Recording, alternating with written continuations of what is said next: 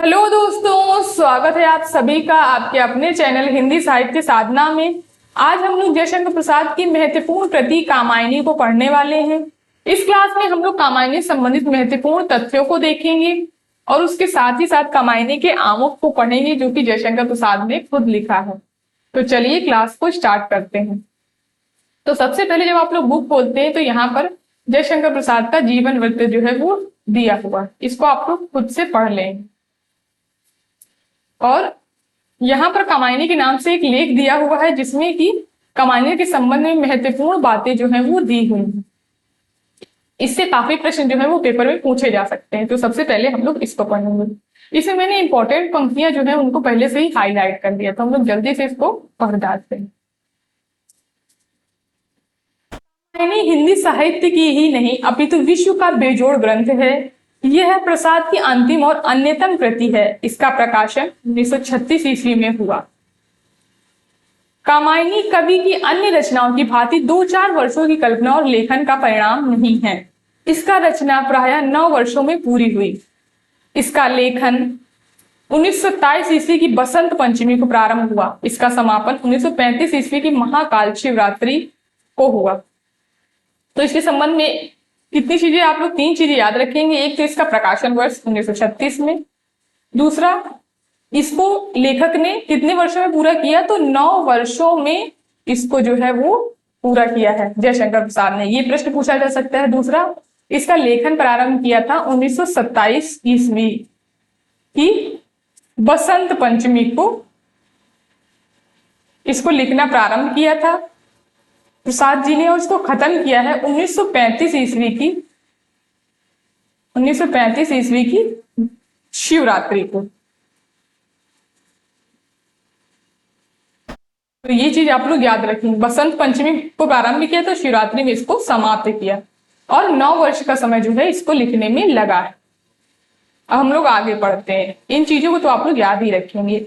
वसुधा कामायनी जैसी रचना किसी कवि की जीवन व्यापी साधना, लंबी वैचारिक और सृजनात्मक शक्ति और गहन दार्शनिक दृष्टि का ही परिणाम हो सकती है। इस महाकाव्य में कवि ने दार्शनिक आधार पर आनंद की प्रतिष्ठा की है। इस कथा का मुख्य आधार है मनु का पहले श्रद्धा को फिर इड़ा को पत्नी के रूप में स्वीकार करना। इसको पढ़ने के साथ आपको कामायनी में क्या क्या हुआ है उसके बारे में, उसकी कथा के बारे में भी पता चल जाएगा।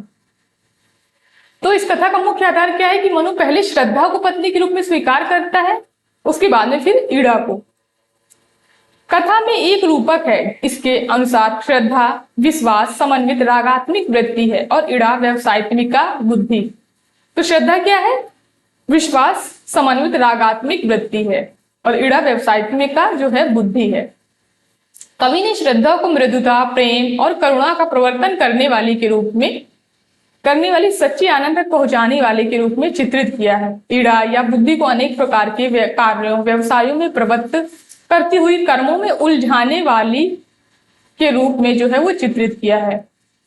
तो ये पूछा जा सकता है पेपर में कि श्रद्धा को किस रूप में चित्रित किया गया है, तो मृदुता, प्रेम और करुणा का प्रवर्तन करने वाली के रूप में चित्रित किया गया है। यानी मृदुता, करुणा और प्रेम को फैलाने वाला जो होता है उसके रूप में चित्रित किया गया है श्रद्धा को। और इड़ा को किस रूप में चित्रित किया गया? कर्मों में उलझाने वाली के रूप में जो है वो चित्रित किया गया है। फिर आगे है राय कृष्णदास और कृष्ण प्रसाद गौड़ के उल्लेखों से पता चलता है, कृष्णदेव प्रसाद गौड़ के उल्लेखों से पता चलता है कि पहले कवि ने इसका नाम श्रद्धा रखा था, लेकिन प्रकाशन से ठीक पूर्व उसे कामायनी कर दिया गया। कहना नहीं होगा कि श्रद्धा की तुलना में कामायनी कहीं अधिक आकर्षक और कवित्वपूर्ण नाम है। तो इनके साथ आप लोग ये भी याद रखेंगे कि कवि ने इसका नाम पहले जो है वो श्रद्धा रखा था। जिस प्रकार से प्रिय प्रवास के बारे में पेपर में पूछा गया था कि इसका नाम पहले कवि क्या रखना चाहते थे, तो उसका नाम तो ब्रजांगना विलाप रखना चाहते थे। ये प्रश्न जो है जून 2024 में पूछा गया था। तो ये कामायनी के बारे में भी पूछा जा सकता है। तो आप लोग याद रखेंगे कि श्रद्धा जो है नाम जो है रखना चाहते थे प्रसाद जी, लेकिन इस प्रकाशन से ठीक पूर्व जो है उन्होंने इसका नाम बदलकर कामायनी रख दिया। कवित्वपूर्ण नाम है और काम को अधिक महत्व के साथ निरूपित करने वाली उस जीवन दृष्टि का व्यंजक भी जो इस कृति में अभिव्यक्त हुई है। कामायनी जयशंकर प्रसाद की संभावनाओं को उत्कर्ष और परिणाम तक ले जाने वाली सबसे बड़ी रचना है। जब इसे आधुनिक हिंदी का तो यहाँ से ये पंक्ति जो है इंपॉर्टेंट है। जब इसे आधुनिक हिंदी का सर्वश्रेष्ठ और रामचरितमानस का दूसरा सबसे बड़ा महाकाव्य कहा गया, तो पहले छायावाद विरोधी समीक्षकों ने इससे असहमति भले ही दिखलाई हो, आज यह बात सर्व स्वीकृति जैसी है। तो रामचरितमानस के दूसरा सबसे बड़ा काव्य कहा गया है कामायनी को। और ये पंक्ति देखिए आपसे पूछा जा सकता है कि किस ग्रंथ के संबंध में कही गई है, तो कामायनी के संबंध में ये पंक्ति है। जैसे जैसे इसकी प्रशंसा की परिदृश्य का विस्तार होता गया है, यह बात अधिकाधिक स्पष्ट होती गई है कि यह मानव मेधा की गिनी चुनी उपलब्धियों में और कवित्व की ऊंचाई, अकल्पन की विशालता तथा संप्रेष्य की सार्वभौमिकता के विचार से इसकी तुलना दुनिया की किसी भी प्रतिनिधि महाकाव्य या महान कृति से की जा सकती है। ये भी पंक्ति जो है इंपॉर्टेंट है। फिर यहाँ पर उसकी कथा के बारे में दिया है कामायनी की। प्रलय और उसके बाद मानव सृष्टि के विकास की कथा ही कामायनी की आधार कथा है। जल प्रलय में देव, संस्कृति का विनाश प्रलय में जीवित अंतिम देव संतान मनु और गंधर्व कन्या। तो मनु कौन थे? मनु जो थे वो देव संतान थे और श्रद्धा कौन थी? वो गंधर्व कन्या थी। इनके मिलन से ही सृष्टि का प्रारंभ जो है वो होता है। श्रद्धा का मिलन और उनका दाम्पत्य, गर्भवती श्रद्धा का मनु द्वारा त्याग और इड़ा के सहयोग से सारस्वत प्रदेश का शासन, सारस्वत प्रदेश की प्रजा का विद्रोह और उसके साथ युद्ध में घायल और मूर्छित मनु का श्रद्धा द्वारा पुनर्जीवन, श्रद्धा के साथ मनु का हिमालय आरोहण, समरस्य बोध और अद्वैत भूमि कैलाश में स्थायी निवास, मनु श्रद्धा की संतान मानव, ईड़ा और सारस्वत प्रदेश की प्रजा की कैलाश यात्रा तथा मनु की सानिध्य में सबका समस्त मानवता आध्यात्मिक रूपांतरण का एक अद्वैत बोध। संक्षेप में कामायनी की प्रधान घटनाएं यही है। तो कामायनी में यही सारी चीजें जो है वो घटित होती हैं। देव संतान मनु और गंधर्व कन्या श्रद्धा के द्वारा जो है सृष्टि का प्रारंभ होता है और गर्भवती श्रद्धा को छोड़ करके मनु जो है वो चले जाते हैं और ईड़ा के सहयोग से फिर वो ईड़ा को पत्नी के रूप में स्वीकार करते हैं और ईड़ा के सहयोग से सारस्वत प्रदेश का शासन करने लगते हैं। फिर वहां पर प्रजा का विद्रोह होता है और युद्ध में जो है मनु घायल हो जाते हैं। फिर वो मूर्छित मनु जो है वो श्रद्धा के पास जाते हैं, श्रद्धा फिर उनके साथ रहने लगती है। तो ये सारी कथाएं जो है ये कामायनी में दी हुई हैं। ये सारी घटनाएं घटित होती हैं। इन घटनाओं के सूत्र वैदिक, पौराणिक और महाकाव्य साहित्य में बिखरे पड़े हैं। मूलतः ये लाइन जो है पेपर में पूछी गई थी। मूलतः ये कथा जो है ये वैदिक है और जैसा कामायनी के आमुख से स्पष्ट है, प्रसाद ने इसकी रूपरेखा मुख्यतः शतपथ ब्राह्मण तथा कुछ अन्य वैदिक ग्रंथों के आधार पर निर्धारित की है। किंतु भारतीय इतिहास की एक लंबी अवधि में फैले सूत्रों के योग से कवि ने कथानक का जो ढांचा प्रस्तुत किया है वह इसी रूप में कहीं नहीं मिलता है। इन सूत्रों की विभिन्न प्राचीन ग्रंथों में अलग अलग पहचान संभव है, लेकिन इनके तथा इनके जैसे सूत्रों के योग से कथानक के कई रूप निर्मित किए जा सकते हैं। इसलिए यह उल्लेख आवश्यक है कि कामायनी का कथानक बहुत बड़ी सीमा तक कवि की मौलिक कल्पना है, उपलब्ध सामग्री के स्वैच्छित ग्रहण त्याग द्वारा प्रस्तुत उसकी निजी कृतित्व है। तो ये आमुख में प्रसाद जी स्वयं स्वीकार करते हैं कि उन्होंने कथा तो वेद से ली है, यानी शतपथ ब्राह्मण, ऋग्वेद, इनसे कथा तो ग्रहण की है, लेकिन उसमें कल्पना का भी योग है, यानी पूरी जो कथा है वो मौलिक नहीं है।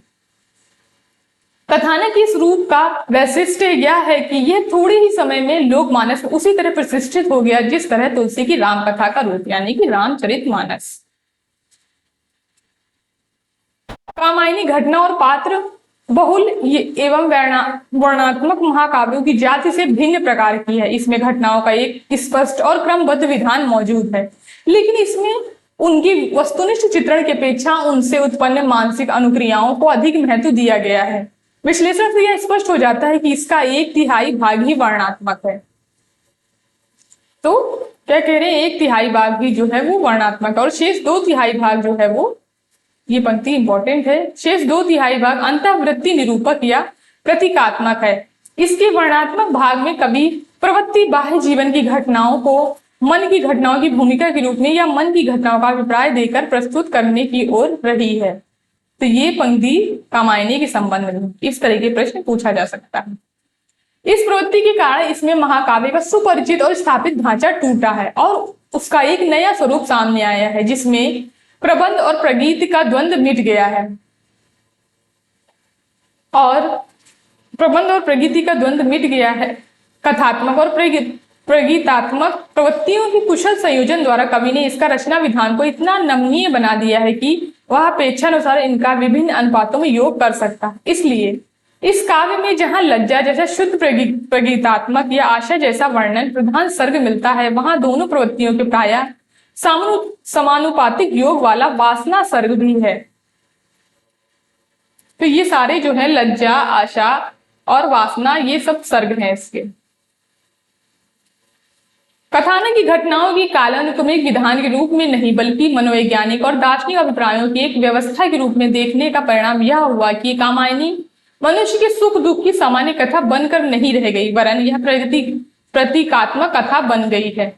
उसकी यह प्रतीकात्मकता, कवि के शब्दों में रूपात्मकता, केवल उत्पाद्य नहीं बल्कि जैसा इसके आमुख से स्पष्ट है, इसकी कथा सूत्रों में पहले से ही मौजूद है। प्रसाद की विशेषता यह है कि उन्होंने इस प्रतीकात्मकता को पहचाना और इसका उपयोग किया और इसके द्वारा वर्णात्मकता से अपनी मुक्ति को और भी पूर्ण बनाया है।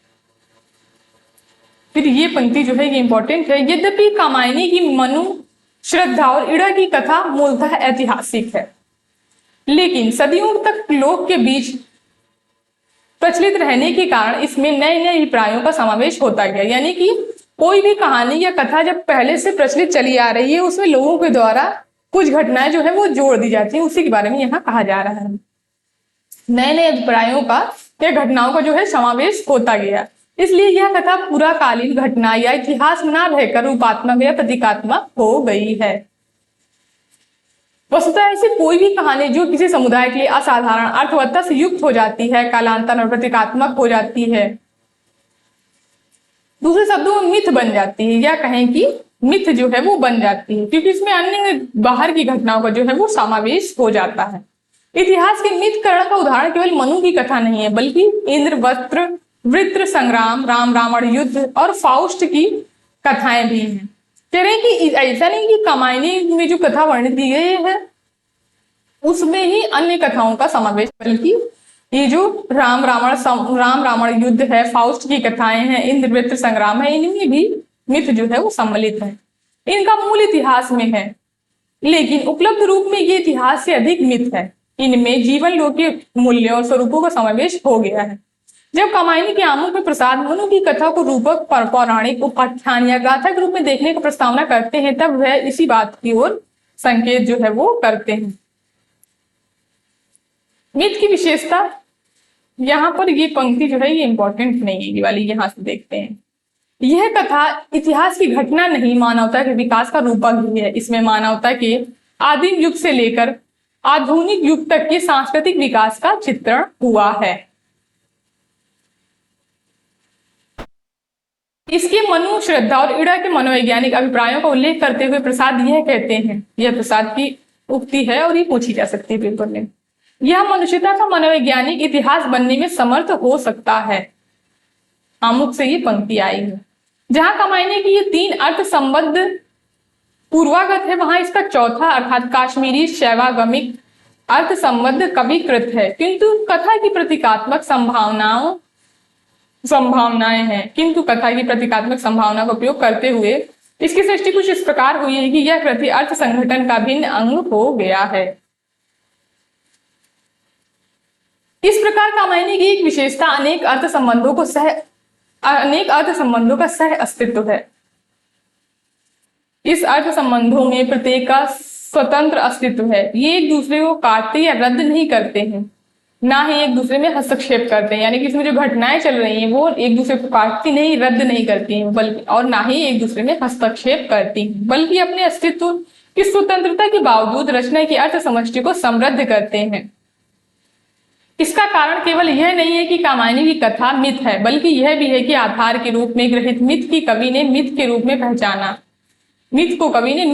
पहचाना और इसकी अर्थगत संभावना का प्रयोग किया। इस दृष्टि से कामायनी विश्व महाकाव्य के इतिहास में अपने ढंग की अकेली रचना है, क्योंकि इतने अधिक अर्थ संबंधों का अस्तित्व शायद ही किसी महाकाव्य में है। अब हम लोग आमुख को पढ़ेंगे, जो कि जयशंकर प्रसाद ने खुद लिखा है। इसको पढ़ने से आपको ये समझ में आ गया होगा कि इस कामायनी में जो है वो किस तरीके की घटनाएं दी हैं और क्या क्या जो है वो आया हुआ है, पात्र कौन कौन से हैं। तो ये सारी चीजें जो है हमको पढ़ने से समझ में आ गया। अब हम लोग इसका आमुख पढ़ेंगे। आर्य साहित्य में मानवों के आदि पुरुष मनु का इतिहास वेदों से लेकर और पुराण इतिहासों में बिखरा हुआ मिलता है। श्रद्धा और मनु के सहयोग से मानवता के विकास की कथाओं को रूपक के आवरण में चाहे पिछले काल में मान लेने का वैसा ही प्रयत्न हुआ हो जैसा कि सभी वैदिक इतिहासों के साथ निरुक्त के द्वारा किया गया है। किंतु मनवंतर अर्थात मानवता की नवयुग के प्रवर्तक के रूप में मनु की कथा आर्यों की अनुश्रुति में दृढ़ता से मानी गई है। इसलिए व्यवस्थित मनु को ऐतिहासिक पुरुष ही मानना उचित है। तो मनु के ऐतिहासिक पुरुष जो है वो प्रसाद जी ने बोला है। प्राय लोग गाथा और इतिहास में मिथ्या और सत्य का व्यवधान मानते हैं, किंतु सत्य मिथ्या से अधिक विचित्र होता है। आदिम युग के मनुष्यों के प्रत्येक दल ने ज्ञानोन्मेष के अरुणोदय में जो भावपूर्ण इतिवृत्त संग्रहित किए थे उन्हें आज गाथा या पौराणिक उपाख्यान कहकर अलग कर दिया जाता है, क्योंकि उन चरित्रों के साथ भावनाओं का भी बीच बीच में संबंध लगा हुआ सा दिखता है। घटनाएं कहीं अधिक अतिरंजित भी जान पड़ती हैं तथा अभिरंजित जान पड़ती है। तथ्य संग्राहणी तर्क बुद्धि को ऐसी घटनाओं में रूपक का आरोप कर लेने की सुविधा हो जाती है, किंतु उनमें कुछ भी सत्यांश घटना से संबंध है तो ऐसा मानना ही पड़ेगा। मतलब कुछ घटना सत्य तो है ही। फिर यहाँ से पंक्ति इंपॉर्टेंट है। आज के मनुष्य के समीप तो उसकी वर्तमान संस्कृति का क्रमपूर्ण इतिहास ही होता है, परंतु उसके इतिहास की सीमा जहां से प्रारंभ होती है ठीक उसी के पहले सामूहिक चेतना की दृढ़ और गहरे रंग की रेखाओं से बीती हुई और भी पहले की बातों का उल्लेख स्मृति पट पर अमिट रहता है, परंतु कुछ अतिरंजित सा वे घटनाएं आज विचित्रता से पूर्ण जान पड़ती हैं। संभवतः इसीलिए हमको अपनी प्राचीन श्रुतियों का निरुक्त के द्वारा अर्थ करना पड़ता है, जिससे उन अर्थों को अपनी वर्तमान रुचि के साथ सामंजस्य किया जाए। यदि श्रद्धा और मनु अर्थात मनन के सहयोग से मानवता का विकास रूपक है तो भी बड़ा ही भावमय और श्लाघ्य है। यह मनुष्यता का मनोवैज्ञानिक इतिहास बनने में समर्थ हो सकता है।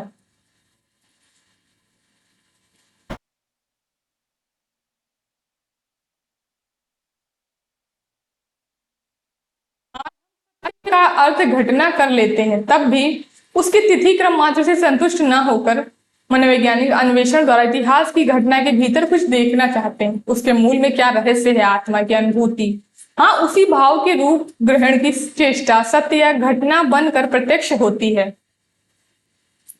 इसको आमुख को आप लोग ध्यान से पढ़ेंगे, क्योंकि क्या होता है कि पेपर में अब इस तरीके से प्रश्न पूछे जा रहे हैं कि इससे पंक्तियां उठाकर आपको 4-5 दे दी जाएंगे, फिर कहा जाएगा कि इनको क्रम से लगाइए। ये कामायनी की आमुख की पंक्तियां हैं, इनको आमुख में आने के अनुसार क्रम से लगाइए। इसलिए भी आपको ये लाइन बाय लाइन पढ़ना बहुत जरूरी है। और इसके साथ ही साथ आपको कामायनी के बारे में भी कुछ महत्वपूर्ण चीजें इससे पता चलती हैं। फिर वे सत्य घटनाएं स्थूल और क्षणिक होकर मिथ्या और अभाव में परिणत हो जाती हैं, किंतु सूक्ष्म अनुभूति या भाव चिरंतन के सत्य के रूप में प्रतिष्ठित रहता है, जिसके द्वारा युग युग के पुरुषों की और पुरुषार्थों की अभिव्यक्ति होती रहती है। फिर यहाँ पर जिन जिन ग्रंथों से सहयोग लेकर के प्रसाद जी ने कामायनी का निर्माण किया है वहां उनको मैंने पहले से ही हाईलाइट कर दिया है। जल प्लावन की कथा शतपथ ब्राह्मण का 8वें अध्याय से लिया है और छंदोग्य उपनिषद ऋग्वेद इनका सहयोग लेकर के प्रसाद जी ने कामायनी की रचना की है। ये आप लोग याद रखेंगे। शतपथ ब्राह्मण, छंदोग्य उपनिषद और ऋग्वेद ये पेपर में पूछा जा चुका है। जल प्लावन भारतीय इतिहास में एक ऐसी ही प्राचीन घटना है जिससे मनु को देवों से विलक्षण मानव की एक भिन्न संस्कृति प्रतिष्ठित करने का अवसर दिया। वह इतिहास ही है। मानवे वे प्रातः इत्यादि से इस घटना का उल्लेख शतपथ ब्राह्मण के 8वें अध्याय में मिलता है। तो मानवे वे प्रातः जो है इस घटना का उल्लेख किसमें मिलता है? शतपथ ब्राह्मण के 8वें अध्याय में मिलता है। देवगण के उच्छृंखल स्वभाव, निर्बाध आत्मतुष्टि में अंतिम अध्याय लगा और मानवीय भाव अर्थात श्रद्धा और मनन का समन्वय होकर प्राणी को एक नए युग की सूचना मिली। इस मनवंतर के प्रवर्तक मनु हुए, यानी ये सारी जो घटनाएं हुई नए प्राणियों की सृजन की, इसके प्रवर्तक कौन हुए? ये मनु हुए। मनु भारतीय इतिहास के आदि पुरुष। मनु क्या है? भारतीय इतिहास के आदि पुरुष हैं। राम, कृष्ण और बुद्ध इन्हीं के वंशज है। शतपथ ब्राह्मण में उन्हें श्रद्धा देव कहा गया है। तो मनु को शतपथ ब्राह्मण में क्या कहा गया है? श्रद्धा देव जो है वो कहा गया है। और जो है प्रसाद जी ने इनको राम, कृष्ण और बुद्ध के वंशज बोला है। श्रद्धा देवो वह मनु। भागवत में इन्हीं वैश्वत, मनु और श्रद्धा से मानवीय सृष्टि का प्रारंभ माना गया है। ये जो है ये इंपॉर्टेंट है। छांदोग्य उपनिषद में मनु और श्रद्धा की भाव सूचक व्याख्या भी मिलती है। यदा वे श्रद्धयति अथ मनुते ना श्रद्धन मनुते, यह कुछ निरुक्त सी व्याख्या जो है वो छंदोग्य उपनिषद में मिलती है। ऋग्वेद में श्रद्धा और मनु दोनों का नाम ऋषियों की तरह मिलता है। श्रद्धा वाले सूक्त में सायण ने श्रद्धा का परिचय देते हुए लिखा कि काम गोत्रजा श्रद्धा नमर्षिका। श्रद्धा जो है वो काम गोत्र की बालिका है। तो ऋग्वेद में क्या मिलता है श्रद्धा के संबंध में? कि श्रद्धा जो है वो काम गोत्र की बालिका है, इसलिए श्रद्धा नाम के साथ उसे कामायनी भी कहा जाता है। तो ये सारी सूचना कहाँ मिलती है? ऋग्वेद में मिलती है कि श्रद्धा जो है वो काम गोत्र की बालिका है और श्रद्धा के नाम के साथ उसको और क्या बोला जाता है? तो कामायनी जो है वो बोला जाता है। मनु प्रथम पथ प्रदर्शक और अग्निहोत्र प्रज्वलित करने वाले तथा अन्य कई वैदिक कथाओं के नायक हैं। यहाँ पर वो सोर्स दिया हुआ जिससे प्रसाद जी ने ये बात कही। मनुर्हवा अग्रे यज्ञनेजे जत्कृत्यत्मा प्रजा यजन्ते। इनके संबंध में वैदिक साहित्य में बहुत सी बातें बिखरी हुई मिलती हैं, किंतु उनका क्रम जो है वो स्पष्ट नहीं है। मनु के संबंध में बहुत सी बातें जो है वो बिखरी हुई मिलती हैं वैदिक साहित्य में, लेकिन जो उनका क्रम जो है वो स्पष्ट नहीं है। यहाँ पर ये पंक्तियां इंपॉर्टेंट हैं। जल प्लावन का वर्णन शतपथ ब्राह्मण के प्रथम कांड के 8वें अध्याय से आरंभ होता है। तो जल प्लावन का वर्णन जो है वो कहाँ दिया है? शतपथ ब्राह्मण के प्रथम कांड के 8वें अध्याय में जो है वो दिया हुआ है, जिसमें उनकी नाव के उत्तरी गिरी हिमवन प्रदेश में पहुंचने का प्रसंग है। वहां ओघ के जल का अवतरण होने पर मनु भी जिस स्थान पर उतरे उसे मनुर सवर्णन कहते हैं। फिर यहाँ पर उसी के संबंध में पंक्तियां जो है वो दी हुई हैं। श्रद्धा के साथ मनु का मिलन होने के बाद उसी निर्जन प्रदेश में उजड़ी हुई सृष्टि को फिर से आरंभ करने का प्रयत्न हुआ, किंतु असुर पुरोहित मिल जाने से, यानी कि श्रद्धा जो है मनु के साथ उस निर्जन प्रदेश में रहने लगती है और उसी सृष्टि को फिर से पल्लवित करने का प्रयत्न करने लगते हैं। लेकिन उनको क्या होता है? उनको एक असुर पुरोहित मिल जाता है, जिससे मिल जाने से उन्होंने पशु बलि की। इस यज्ञ के बाद मनु में जो पूर्व परिचित देव प्रवृत्ति जी थी वो जाग उठी। उसने ईड़ा के संपर्क में आने पर उन्हें श्रद्धा के अतिरिक्त एक दूसरे की ओर प्रेरित किया। तो देव प्रवृत्ति जो क्या हुआ? जाग उठी, जिससे क्या हुआ? उसने जो है ईड़ा के संपर्क में आने के बाद श्रद्धा से जो है उनको दूर कर दिया और दूसरे की ओर प्रेरित किया। ईड़ा के संबंध में शतपथ में कहा गया है कि उसकी उत्पत्ति पुष्टि पाक यज्ञ से हुई है। तो ईड़ा की उत्पत्ति कहाँ हुई है? पुष्टि या पाक यज्ञ से हुई है। उस पूर्ण योषिता को देखकर मनु ने पूछा कि तुम कौन हो? ईड़ा ने कहा तुम्हारी दुहिता हूं। मनु ने पूछा कि मेरी दुहिता कैसे? उसने कहा तुम्हारे दही, घी इत्यादि की हवियों से ही मेरा पोषण हुआ है। और इसका उल्लेख कहाँ मिलता है? शतपथ ब्राह्मण ग्रंथ में मिलता है। ईड़ा के लिए मनु को अत्यधिक आकर्षण हुआ और श्रद्धा से वे कुछ खिंचे। ऋग्वेद में ईड़ा का कई जगह उल्लेख मिलता है। तो ईड़ा का उल्लेख कहाँ मिलता है? ऋग्वेद में। यह प्रजापति मनु की पथ प्रदर्शिता मनुष्यों पर शासन करने वाली कही गई है। तो मनुष्यों पर शासन करने वाली किसे कहा गया है? तो ईड़ा को कहा गया है और मनु की पथ प्रदर्शिका भी ईड़ा ही है। ईड़ा के संबंध में ऋग्वेद में कई मंत्र मिले हैं, जो है अब यहाँ पर ये मंत्र दिए हैं गए हैं ईड़ा के संबंध में। इन मंत्रों में मध्यमा, वैखरी, पश्यंती की प्रतिनिधि भारती, सरस्वती के साथ ईड़ा का नाम आया है। लौकिक संस्कृति में ईड़ा शब्द पृथ्वी अर्थात बुद्धि, वाणी आदि का पर्यायवाची है। तो ईड़ा के पर्यायवाची शब्द क्या है ये पूछा जा सकता है पेपर में, तो आप लोग याद रखेंगे पृथ्वी, बुद्धि, वाणी, ये जो है ये ईड़ा के पर्यायवाची शब्द हैं। ऋग्वेद में ईड़ा को भी बुद्धि का साधन करने वाली, मनुष्य को चेतना प्रदान करने वाली कहा गया है। पिछले काल में संभवतः ईड़ा को पृथ्वी आदि से संबद्ध कर दिया गया हो, किंतु ऋग्वेद में ईड़ा और सरस्वती के साथ मही का अलग उल्लेख स्पष्ट है। इस ईड़ा, सरस्वती, मही, तिस्रुत देवी, मयोभू से मालूम पड़ता है कि मही से ईड़ा भिन्न है। ईड़ा को मेध समाहिनी नाड़ी भी कहा गया है। अनुमान किया जा सकता है कि बुद्धि का विकास, राज्य स्थापना इत्यादि ईड़ा के प्रभाव से ही मनु ने किया।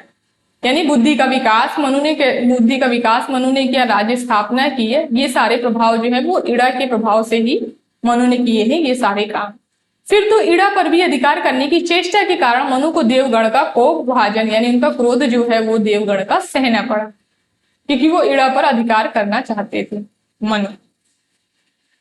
ईड़ा देवताओं की स्वसा थी, मनुष्य को चेतना प्रदान करने वाली थी, इसलिए यज्ञों में ईड़ा कर्म होता है। यह ईड़ा का बुद्धिवाद, श्रद्धा और मनु के बीच व्यवधान बनने में सहायक होता है। फिर बुद्धिवाद के विकास में अधिक सुख की खोज में दुख मिलना स्वाभाविक है। यह आख्यान, यहाँ से इंपॉर्टेंट है, यह आख्यान इतना प्राचीन है कि इतिहास में रूपक का भी अद्भुत मिश्रण हो गया है। इसलिए मनु, श्रद्धा और ईड़ा इत्यादि अपना ऐतिहासिक अस्तित्व रखते हुए सांकेतिक अर्थ भी अभिव्यक्त करें तो मुझे कोई आपत्ति नहीं। तो ये देकर के आपसे पूछा जा सकता है किस विद्वान का कथन है, तो ये जयशंकर प्रसाद का है। मनु अर्थात मन की दोनों पक्ष, हृदय और मस्तिष्क का संबंध क्रमशः श्रद्धा और ईड़ा से भी सरलता से लग जाता है। श्रद्धा हृदय या कुत्या, श्रद्धा विदंते वसु, ये उल्लेख जो है ऋग्वेद में मिलता है। इन्हीं सब के आधार पर कामायनी की कथा सृष्टि हुई है।